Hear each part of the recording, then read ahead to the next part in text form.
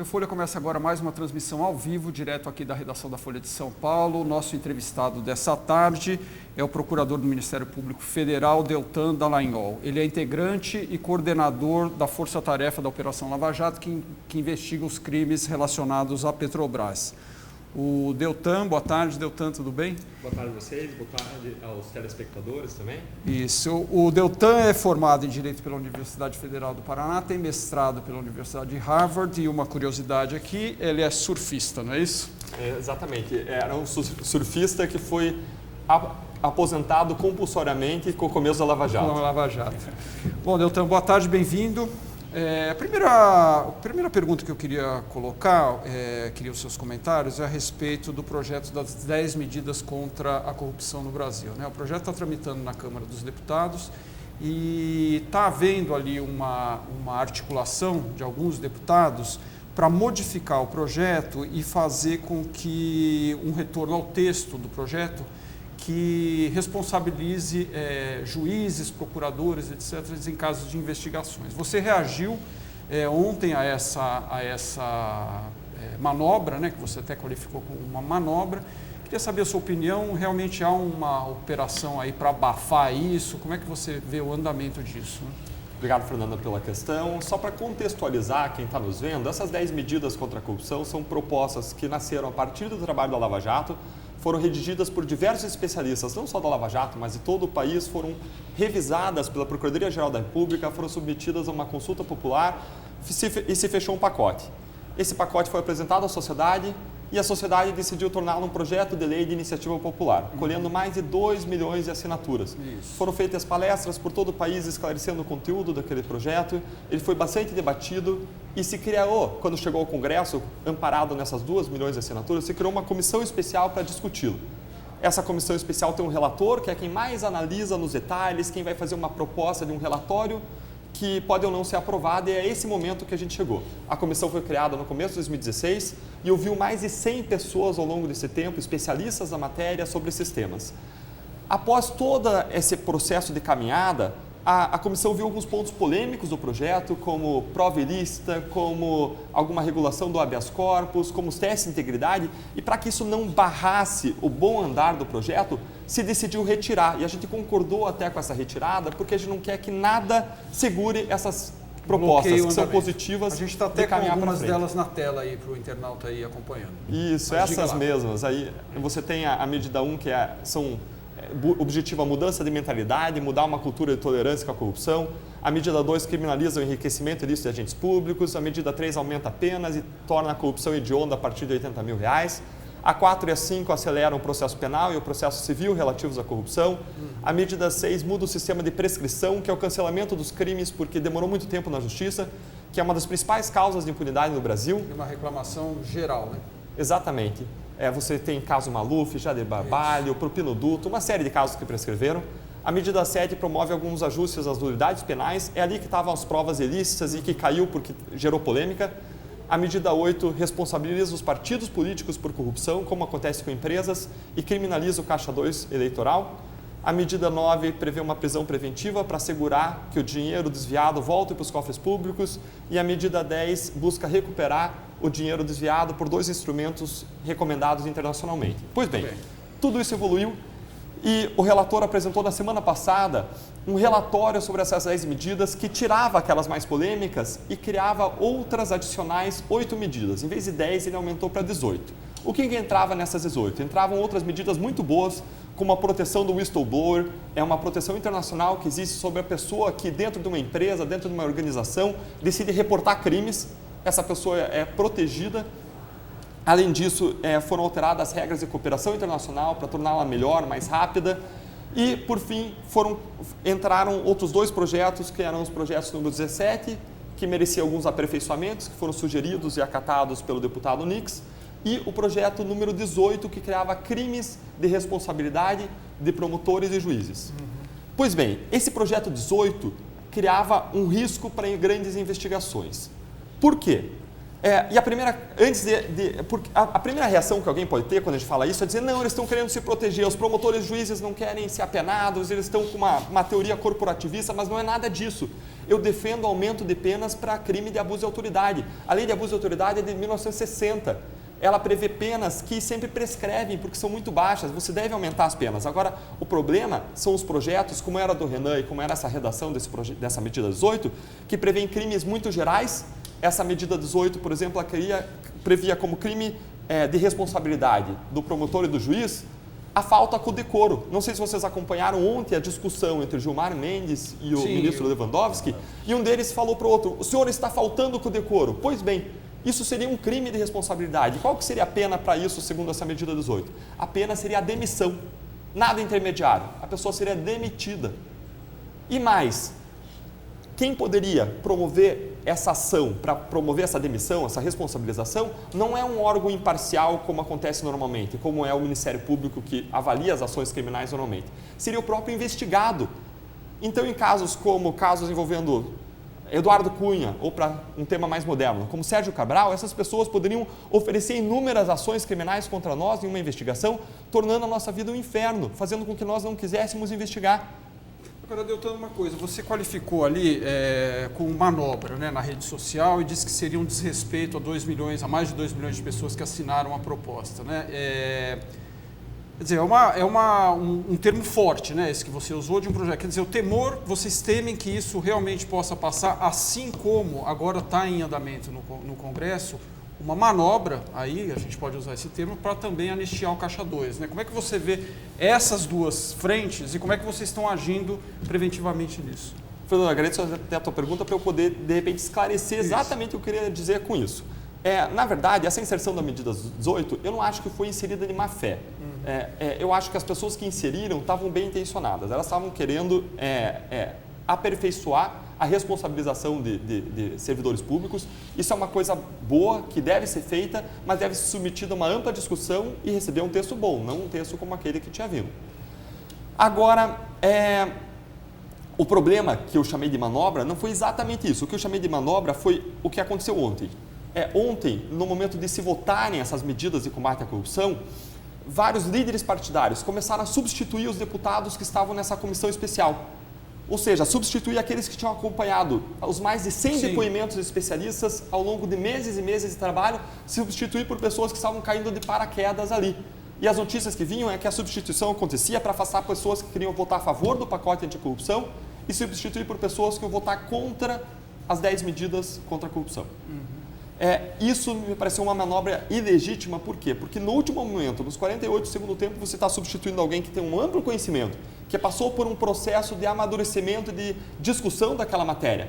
Alguém que teve a oportunidade de ser influenciado pelos diversos setores da sociedade, ouvir as diferentes opiniões e formar uma opinião, por alguém que não participou de todo esse processo de discussão, fazendo com que a decisão que saísse dali fosse uma decisão que não tem toda aquela reflexão.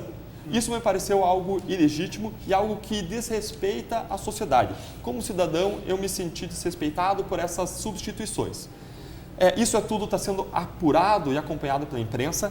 Ontem eu fiz esse post de modo imediato, porque ou você faz ou se perde. O que acontece é que poderia ser rejeitadas as propostas através dessa sucessão de manobras, mas isso vai ser com certeza melhor apurado, melhor esclarecido pela imprensa ao longo do tempo.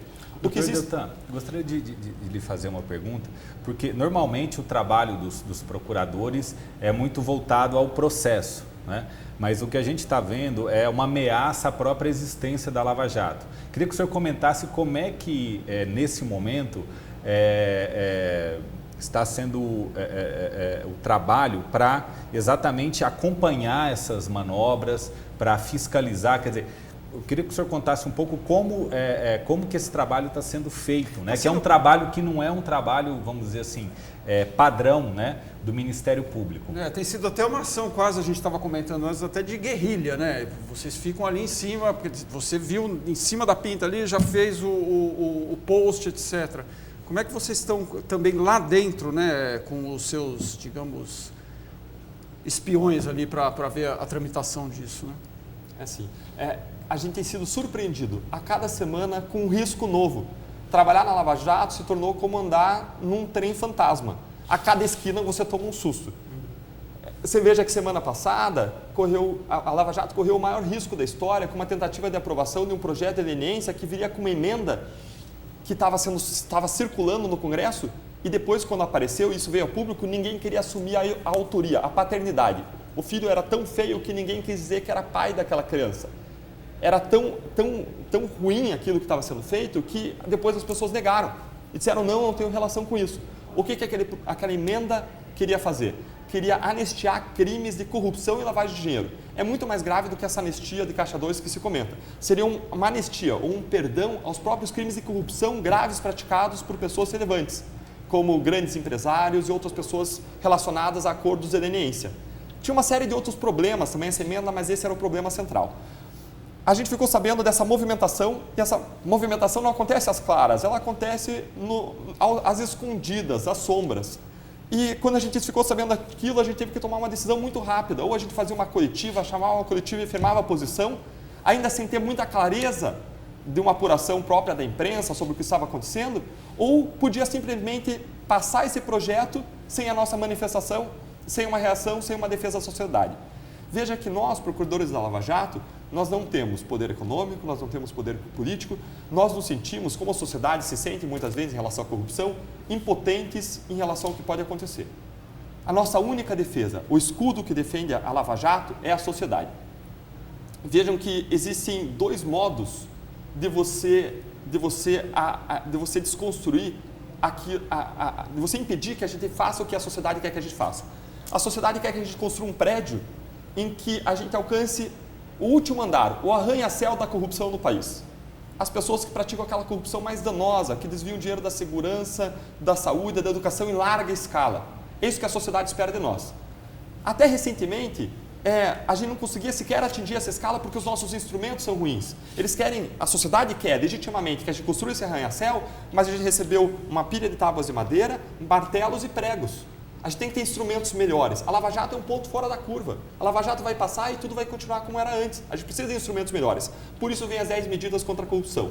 Outro modo de você impedir que esse arranha-céu seja construído é atacando o construtor, o operário, e deixando ele fraco. Você pode até dar, aprovando as 10 medidas, dá para essas pessoas, dá para as pessoas que estão incumbidas de combater a corrupção. Você pode até dar aço, pode dar concreto, mas você deixa ela fraca e diz que não vai ter que engraste, que ela vai ter que carregar aquelas pilhas de aço nas costas dela. Esses ataques se fazem quando se busca trazer, por exemplo, à mesa um projeto de lei de abuso de autoridade, como aquele que o Renan quer avançar, que nos torna fracos. Agora, você vai ter instrumentos bons, mas ninguém disposto a aplicá-los. Nenhuma instituição forte para aplicar aqueles instrumentos legais. Mas como é que você responde, por exemplo, as críticas de que essas medidas, né, e o trabalho da Lava Jato, etc., está procurando dar muita força à acusação e deixando a defesa bem fragilizada, né, dos eventuais acusados? Como é que você responde a essa crítica que vem principalmente da banca de advogados? O que vocês acham disso? Olha, o entrevistado aqui é você.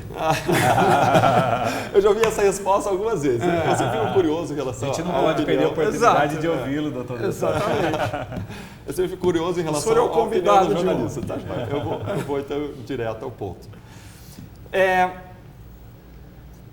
A questão isso fortalece muito o Ministério Público? A questão que eu faria em resposta a essa o crime de homicídio, a existência de um crime de homicídio, ele é feito para fortalecer o Ministério Público?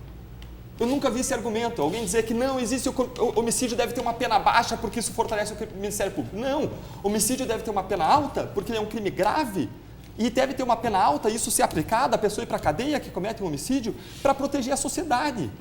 Isso não me fortalece, eu sou só alguém que vai estar incumbido de aplicar a lei, de buscar a aplicação da lei. Eu não estou sendo fortalecido por um fim próprio. Na verdade, é a sociedade que quer que eu seja capaz de aplicar a lei, que quer que eu seja capaz de combater a corrupção.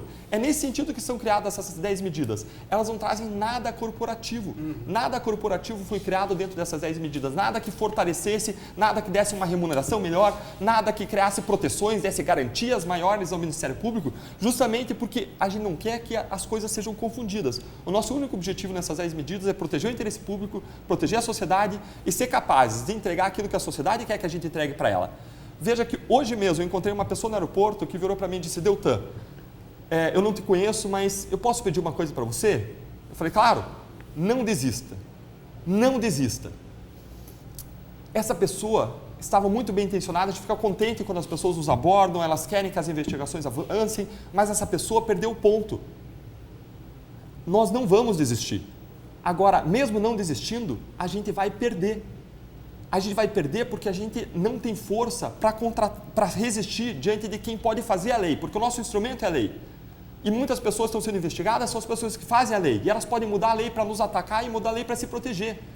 A gente só vai ganhar se a sociedade estiver do nosso lado. Mesmo nas 10 medidas, ele só vai ganhar se cada cidadão decidir agora entrar, fazer o que está ao seu alcance, entrar numa página como aquela página do mapa das 10 medidas. E se você digitar no Google, mapa das 10 medidas, você vai dar numa página que mostra quem são os deputados que fazem parte da comissão. A gente vai ganhar essa guerra e vai ter esses instrumentos revolucionários contra a corrupção se cada um entrar nessa página, mapa das 10 medidas contra a corrupção, olhar quem são os deputados, olhar o e-mail deles, o contato do Facebook, o Twitter, o telefone, ligar para eles e pedir, dizer, isso não é do Ministério Público, isso é nosso, é da sociedade. A sociedade tem que crescer e o Ministério Público tem que diminuir, porque essa luta não é minha, do Deltan. Essa luta é de todos nós, da imprensa, da sociedade, todos os nossos setores da sociedade organizada. Deltan, na questão da anistia do Caixa 2, né? A gente tem aí, quer dizer, delações em curso e tem uma tese de defesa que é até muito antiga, já vem do Mensalão, quer dizer, olha, não é crime, é Caixa 2, é um mero Caixa 2, né, uma coisa que sempre ficou um pouco no ar, né? Como que o senhor vê hoje essa questão? Porque tem também, quando se diz, olha, vamos criar o crime de Caixa 2, né? Só que tem um princípio penal de que a lei não retroage para prejudicar os réus, né? Então, quer dizer, o que a gente tem? Já existe hoje um crime de Caixa 2? É necessário criminalizar essa conduta? Porque criminalizando você acaba não dando um motivo para dizer, olha, mas o que passou, a gente não pode criar uma lei nova para prejudicar casos antigos, quer dizer. Então, como que o senhor pode situar para a gente essa questão até um pouco de que é o ideal a gente considerar a respeito desse tema? Flávio, essa pergunta é muito boa porque está existindo muita confusão a respeito desse assunto. Já existia uma previsão de Caixa 2, e por que Caixa 2 é crime? Normalmente as condutas mais graves para a sociedade são consideradas crimes. E o Caixa 2 eleitoral é considerado crime não pelo fato dele não estar contabilizado. Esse não é o problema, isso não gera um dano grave. O problema é que ele não é contabilizado ou porque ele normalmente vem de uma origem criminosa, no mínimo uma sonegação fiscal, mas pode vir do tráfico de drogas, do jogo do bicho, do tráfico de armas, ou porque ele vai para uma destinação ilegal, ele vai ser usado, por exemplo, em compra de voto. Aí, como ele vai ter uma destinação ilegal, não dá para registrar ele, porque como é que você vai explicar que esse dinheiro foi para compra de voto? Porque ele não tem uma origem ilegal, porque ele veio do tráfico de drogas, não tem como você registrar ele, porque como é que você vai dizer que esse dinheiro foi doado por um grande traficante de drogas? Não tem como. Então, a criminalização do Caixa 2 é um jeito de proteger a sociedade quanto à origem e o destino do dinheiro usado nas eleições. Só que até agora, a pena do Caixa 2 era muito baixa, torna o crime praticamente inexistente. E o modo como estava redigido o crime de Caixa 2 tornava quase impossível você responsabilizar as pessoas que deveriam ser responsabilizadas.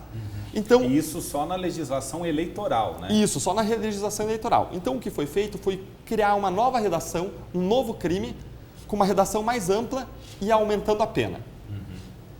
Essa nova pena vai ser aplicada a fatos antigos? Não, porque as penas mais graves se aplicam a fatos novos. Mas isso não anistia de modo algum os crimes anteriores. Que já incidiam no artigo do Código Eleitoral. Exatamente. Sim. Já existia um crime para aquilo e aquele crime não foi anistiado, ele continua existindo porque e se eu aplicando. acho que tem uma confusão, porque tem gente que acha que vai se criar um crime de Caixa 2.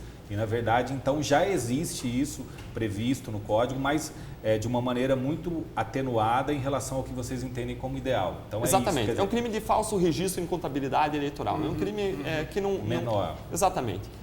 Exatamente. E o que se objetiva com isso é dar uma proteção maior, e quando nós vemos tanto o projeto das 10 medidas como o relatório do deputado Nix, não existe qualquer sinal, qualquer cheiro de anistia à Caixa 2. Agora, isso pode entrar um substitutivo, quer dizer, o senhor pode contar como é que é o dia a dia? Quer dizer, tem uma pessoa lá do Ministério Público que fica circulando, conta pra gente um pouco como é que é essa estratégia para evitar que de uma hora para outra a gente seja surpreendido aí. Guerrilha aí que a gente está chamando. Então, existe um procurador da República destacado pelo Procurador-Geral da República para fazer um acompanhamento parlamentar um colega chamado Peterson, procurador da República, e ele tem uma equipe de assessores parlamentares que fica junto ao Congresso tentando acompanhar o que está acontecendo. São muitos projetos de interesse do Ministério Público, atividade do Ministério Público. A atividade do Ministério Público não é só de repressão criminal. Tem atividade de proteção do meio ambiente, proteção do consumidor e uma série de outros assuntos. Então, essas pessoas ficam acompanhando. Agora, é difícil você detectar manobras que são feitas às escuras.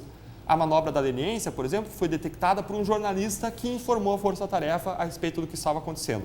Por isso, as pessoas mais capazes de proteger as investigações da Lava Jato hoje são a sociedade e a imprensa. Nós precisamos da sociedade e da imprensa para proteger o caso Lava Jato e para que nós possamos avançar no combate à corrupção. Essas 10 medidas, se elas forem aprovadas na forma do relatório do deputado Onix, que foi acordado nessa semana com o Ministério Público, elas vão significar uma revolução no combate à corrupção no Brasil. Uma revolução no enfrentamento a esse crime tão danoso para a sociedade brasileira. O nosso tempo está chegando ao final aqui. Queria um comentário seu do seguinte aspecto. Como você bem colocou, né, você tem aí, inclusive aqui, né, acabou de fazer isso, chamada muito a sociedade para que ajude aí a Força Tarefa a continuar nessa empreitada, né?